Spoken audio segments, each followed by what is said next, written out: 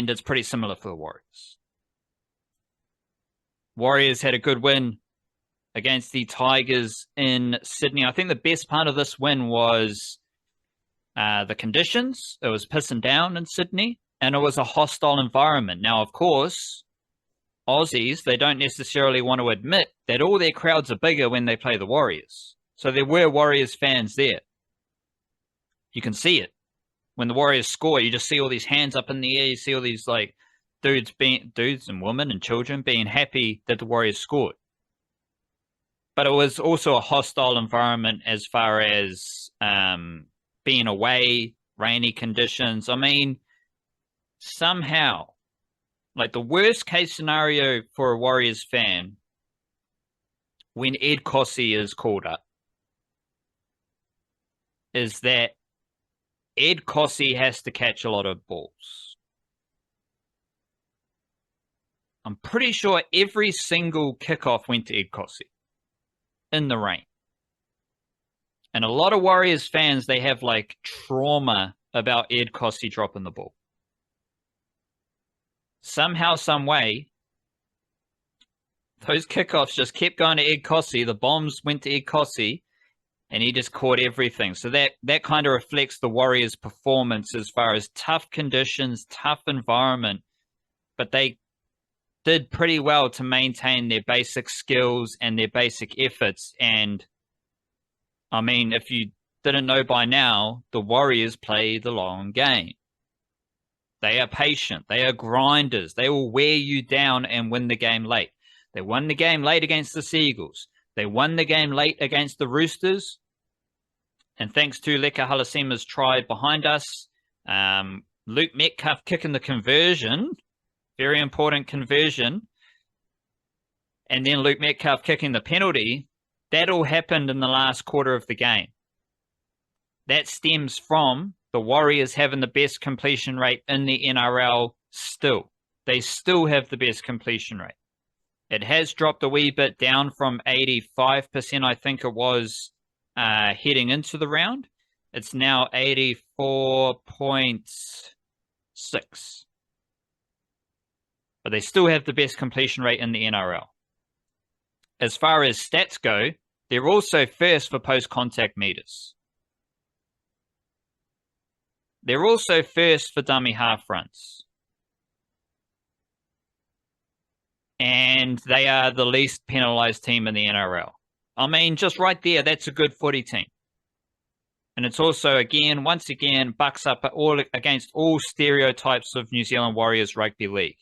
Again, first post-contact meters, first for dummy half runs, first for completion, least penalised team in the NRL. This is 2025 Warriors. They're looking good. Yeah, I found that game, like, more than anything, I just found that game extremely entertaining. I thought it was a great game of rugby league, especially in the second half. And I was watching it,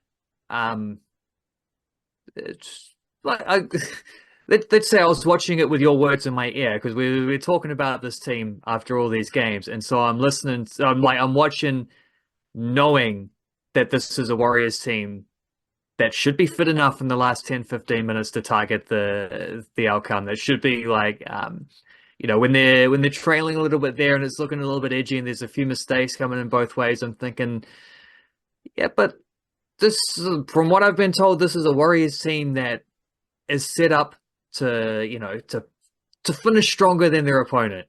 And then lo and behold, Leka Halasima up the sideline, incredible try, gave it the big shush as well on his way through, which made me think, well, if you did that at the Dragons, you'd probably get in trouble, because Christian Tuipulotu's not allowed to celebrate tries anymore.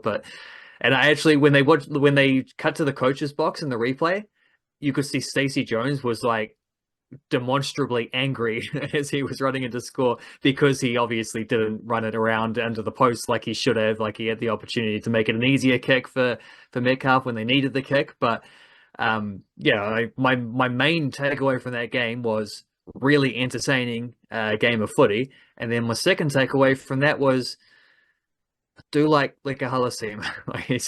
When you have someone like that coming off the bench, the youngest guy in the team, scoring a try like that, It was reminiscent of that run he made on debut where he didn't quite score the try. This time he goes all the way through, but like barges through a couple tackles towards the end.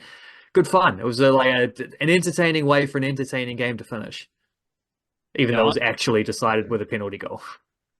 yeah, on debut, similar run, didn't score the try. First try,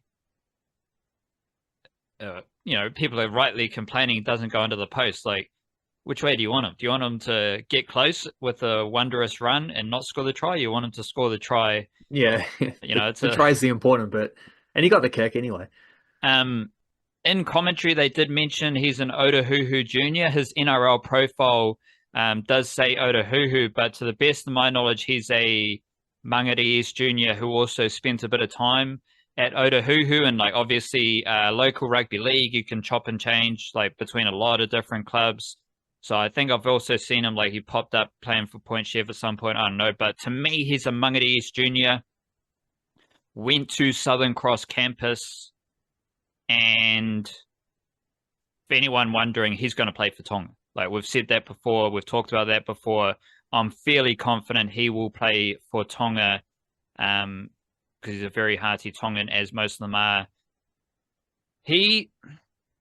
So this is to me, this is setting the table because you got the Leka Halasima stuff. So on debut, starts through the middle, makes that big run on the right edge. He was playing right center. In this game against the Tigers, and this is a key aspect of Warriors footy right now, is the versatility. Halasima came on when Ed Kosi had the HIA. Halasima played on the left edge.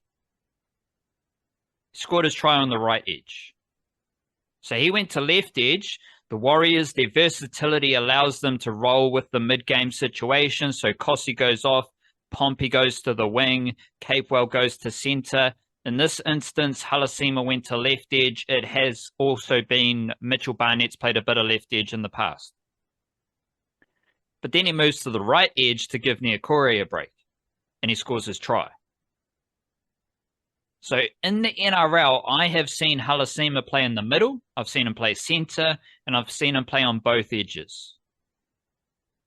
That's just happened for the youngest member of the team. I also thought like Ali Leotawa, he was solid. Vaimonga was solid apart from trying to punch out the ball instead of actually making a tackle. That was a bit weird, but it's all good. That's like Leka Halasima not running behind the post, right? Like these are just young bucks. They're just like trying to play footy. But it was a very like the consistency of Leotawa and Vaimonga to me is just as important as the X factor that Halasima has shown. So I think that's a very important wrinkle to highlight. Those three youngsters have been pretty good. But then we go Warriors, they're 4-0 in New South Wales Cup. All of their try scorers were younger, early 20s lads. Sio Kelly's 19, Fatialofa 20, Laban's 20, Amatuanai I think is 22. Tanistel Smith is 21. They're the try scorers. That New South Wales Cup team that is 4-0 within their third consecutive season of winning footy, to my knowledge, 13 of the 17 players in that game, they had a win over Western Suburbs. 13 of the 17 players are younger players in their early 20s or teenagers. So all of that is happening below the Halasima hype, right? You got the Halasima hype, but then you've got Leotawa and Vaimonga just playing consistently solid NRL footy, grinding away. Then you've got a New South Wales Cup team that is top of the table, undefeated, third season in a row, winning with a whole lot of youngsters. If you're going club-wide, Jersey Flegg and SG Ball, under 21s, under 19s, they've both won one game. They're both down the bottom of the ladder, but they produce the players that you're seeing. But then you go under 17s, Harold Matthews, they won the championship last year. Right now they're first, 6-1. That's the pipeline right there. That's pretty impressive to me. And Now that I think about it, so 13 of the 17 players in New South Wales Cup this weekend, youngsters, but that's 14 out of 18 if you include the 18th man, who was Gary Tuileketu, who is from Wellington, but he's 18th man. He's in his early 20s as well. So that's the landscape the Warriors are working in.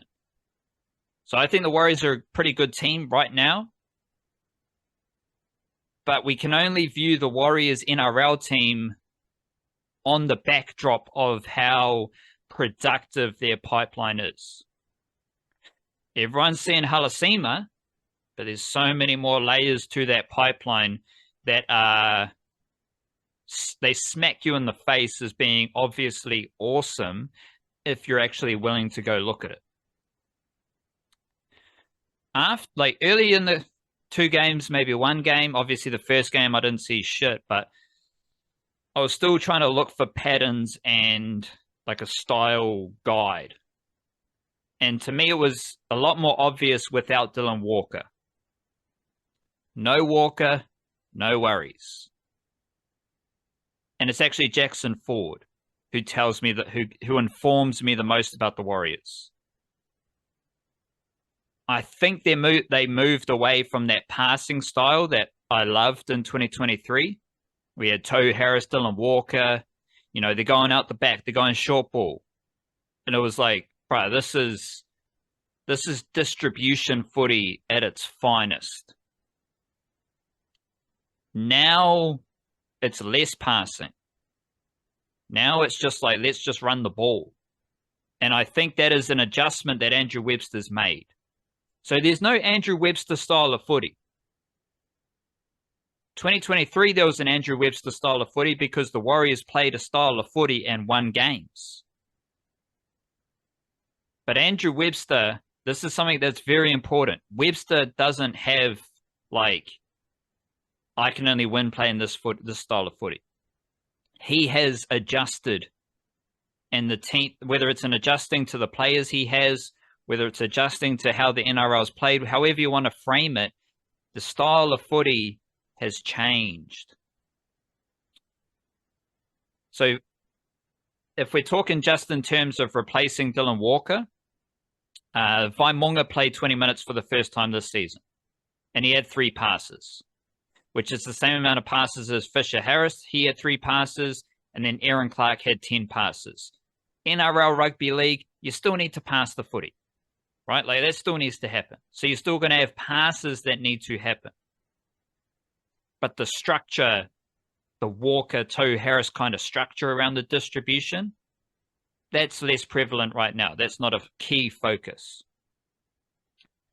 So Vaimunga played more minutes, and he had a few passes.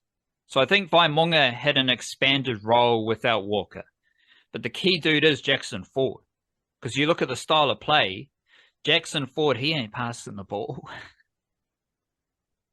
Jackson Ford works really hard, and he's got a good running style. He kind of bounces around. He can run it straight. He gets in between tackles, and he's an absolute post-contact meter eater.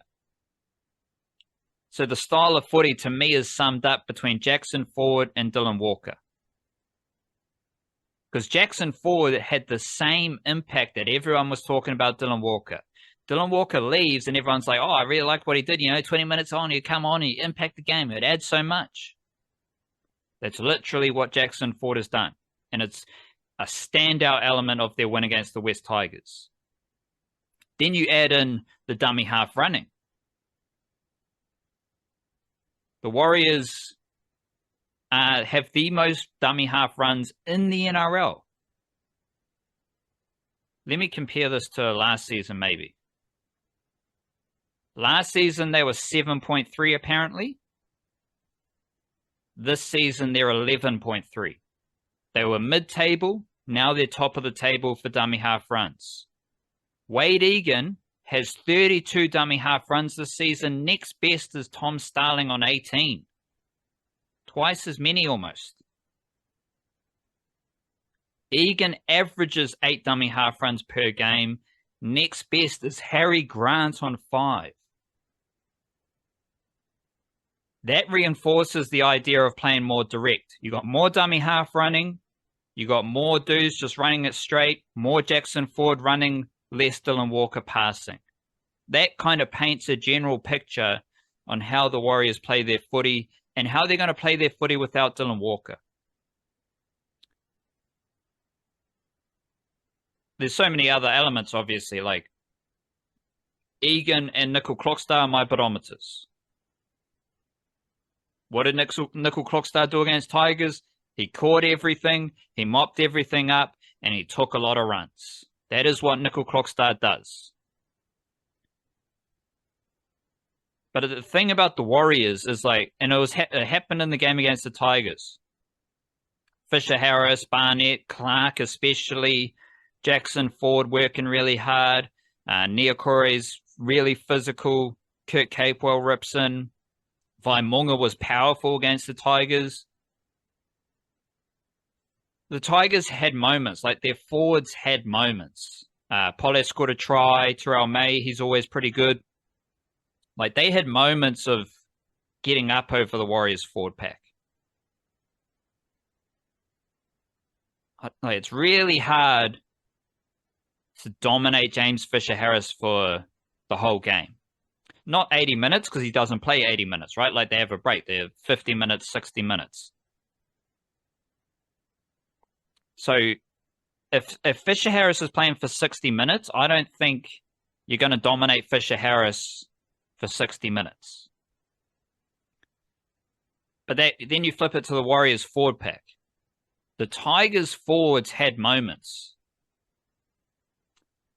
And that is really important because the Warriors played the long game. They just kicked the ball to the opposition, smashed them up, and they kept driving the Tigers back the whole game. 70th minute, they're doing it. 75th minute, they're doing it. So they're just best completion rate in the NRL. Repeat the cycle over and over and over again. Tigers forwards have a few moments. But can you still do that against James Fisher Harris, Mitchell Barnett, and Aaron Clark 65 minutes in, 75 minutes in? Tigers couldn't do it. And this goes back to what I was thinking, like when Tonga played New Zealand at Mount Smart Stadium. Tier 1, Tier 2, that's disrespectful. You can't like, Tonga's not necessarily Tier 2, but you can't, like, having these tier systems means, oh, you're Tier 2, so you're meant to be shit. Well, it's not the case. No, like, if New Zealand are playing Tonga at Mount Smart, Tonga's not the underdog. Like, that's not the case. I mean, they won that game, so exactly. They win the game because they are just as good as New Zealand, if not better, in front of their home crowd. We can't celebrate International Rugby League and then say, nah, Samoa, you're Tier 2. No, you're just up with the big dogs because everyone's a big dog, because it's International Rugby League. Now we're in the NRL, and like, Tigers, Warriors, that's not a good game based on what happened last year. Like, the Tigers have been shit, so now we have to assume they are shit, but they're a shit team playing well. No, every year in the NRL, you have to re-earn whatever you're doing. You can't predict what's happening right now based on last season. The Tigers, credit to them, they were grinding with the Warriors for 70 minutes. Because they're a good team. But you can't, your whole discussion about the Tigers or the Warriors can't just go back to last season. No, this is how they're playing right now. Because some teams that were good last season, now they're shit. Some teams that were shit last season, now they're good. Every season is different. It's in its own bubble. And to me, that was evident in that Tigers game because they were just two solid teams going at each other for 80 minutes. The reason the Warriors won that game is I think they're slightly better at the long game mentality because that is clearly their style of play. What else do we have for the Warriors? I don't know if there is much more else.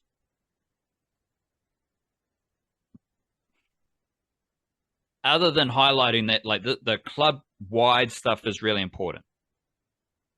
Again, like don't worry about the Jersey Flegg results. Don't worry about SG Ball, even the under-17s, even though it's kind of interesting that the under-17s have had 2 good seasons in a row.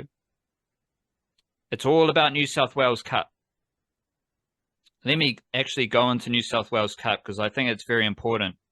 Considering that the New South Wales Cup Warriors had 2 good winning seasons with Halasima in the team while he was still at school, with Leotawa, with Whaimonga. All of whom are from South Auckland, by the way, like Ali Leotawa, Mangere East, and Papatoe Jr., Dimitri Whaimonga, Otahuhu Jr., who went to De La Salle, Leotawa went to King's College, Halasima, Mangere East, Otahuhu went to Southern Cross Campus. There's actually another player from Southern Cross Campus now in the Warriors New South Wales Cup team, William Whakatomafe, who started with the Warriors, had a stint with the Panthers, had a stint with the North Sydney Bears. Now he's back with the Warriors, and he was on the wing in New South Wales Cup. Very handy pickup because he was a very good kind of junior player, and then he moved to the Panthers. Now he's back on the wing. Very good depth player for the Warriors to have in their system. He wasn't on the radar over the summer. Dayon Amatuanai was on the radar because he had a train and trial contract. He played his first game of New South Wales Cup for the Warriors on the wing. He's a Te Aroha Junior, same club, same area as Jacob Laban in Wellington, but he also had time with Whiti Tira, which is kind of the Manawatu Horowhenua region, I think. Sio Kelly, he's 19 years old, starting centre in New South Wales Cup. Regular dudes, Tana Boyd, Sam Healy, youngsters, Tanistella Smith, Jacob Laban, Iriaramia Toiava, Kailani Going's always good. He's a consistent presence. Freddie Lussick, but then you go, these are all young Warriors. Luke Hanson starting in the halves. Harry Durbin, Picquiao Jr., Toby Crosby from Greytown, Kalis Fatialofa from Otara, Caleb Lehman, Maris Jr., then Gary Tuilekatu and Whakatomafe. Again, that Warriors team is full of young players, and they're on the rise. A couple of Kiwis notes, because we did have the Keanu Kinney injury. So he's got a major injury, but he's apparently might return this season. If he's got that spinal injury, but I just prefer to say spinal. How you feeling? Spinal. If he's got that situation, you don't really want him to like rush back into rugby league. So if there's no Keanu Kinney, Shans Nickel-Klokstad is a pretty good fullback, especially for International Rugby League, I reckon. Then you've also got like Bailey Bentley Harpe. He's primarily a fullback. So he could, as pure fullbacks, he's someone in the mix. You've got all sorts of outside backs who could play fullback for the Kiwis. But what's if old Kalen Ponga, former age group golf championship in New Zealand? What's if he wants to play for the Kiwis? Well, then he might be the fullback. And like this is something I was thinking about the All Whites with Darren Baisley, right? Because everyone says Darren Baisley is a shit coach.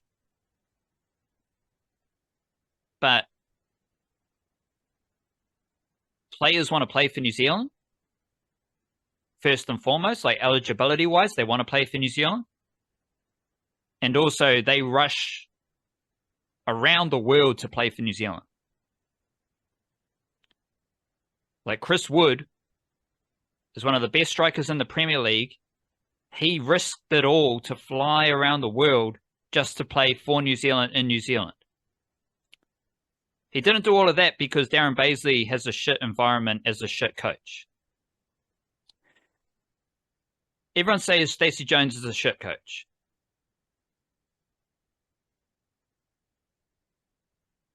But every player who's part of the Kiwis, the thing that stands out in my mind is Scott Sorensen on the Bloke in a Bar podcast. He's talking about how amazing the Kiwis environment under Stacey Jones was.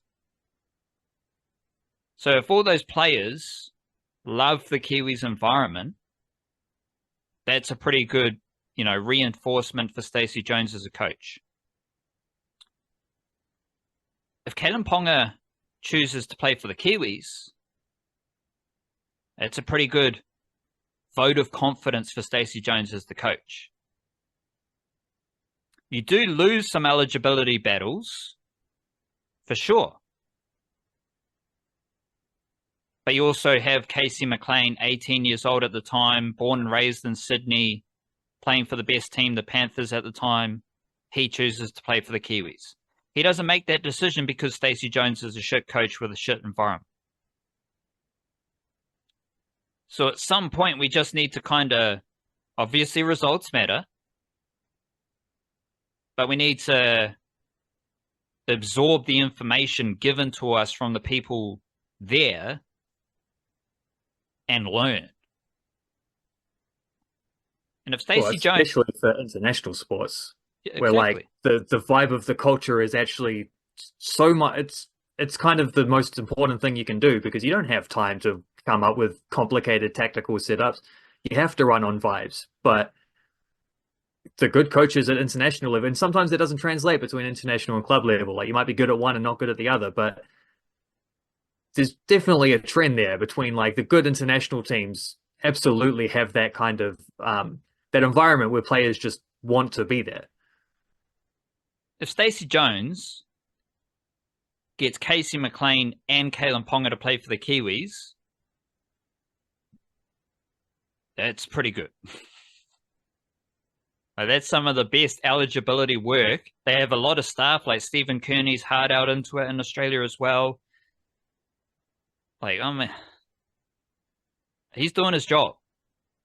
But it kind of like Kalyn Ponga hasn't actually made a decision. Who knows if it's possible, right? Like we don't actually have any kind of clarity, but it's an option. And if it happens, that's a pretty big positive note for Stacey Jones. But that's especially interesting with Keanu Kinney out injured. The other dude who I think could enter the Kiwis mix is Xavier Willison. Talked about him before. He's got a few eligibility options. I think he's Tongan heritage. He's also Cook Islands international. But he's also like born and raised in Aotearoa from the Waikato Taharoa connections, Willison Whānau connection. And then you're like, okay, so let's go through the forwards. James Fisher-Harris, Joseph Tapane, maybe Moses Leota, Sofa Solomona, Griffin Neem, Leo Thompson, Nafahu White, Xavier Willison. Oh, crikey Jack. I still think Halasima will play for Tonga. As far as the young Warriors go, Leotawa could be an option for Samoa, but he could also be an option for the Kiwis. He played for New Zealand A, but I don't think that means a whole lot. And again, if you've got a starting opportunity for Samoa or Tonga compared to a squad depth option for New Zealand Kiwis, you're probably going to take the starting option, right? Like Isaiah Katoa can be the starting half for Tonga for the next 10 years. Like that's just a better option than being behind Jerome Hughes and Dylan Brown. As an example, because Isaiah Katoa is from Wellington, but he can also play for New South Wales. Let me stop there before we go too deep into eligibility, Tier 1, Tier 2, New South Wales, Queensland, and all that shit. But, like, I do think, like, Vaimonga, he's got a few nations he can represent. Leotawa, Samoa, Kiwis. Halasima, to me, has the most clarity as a future Tongan international.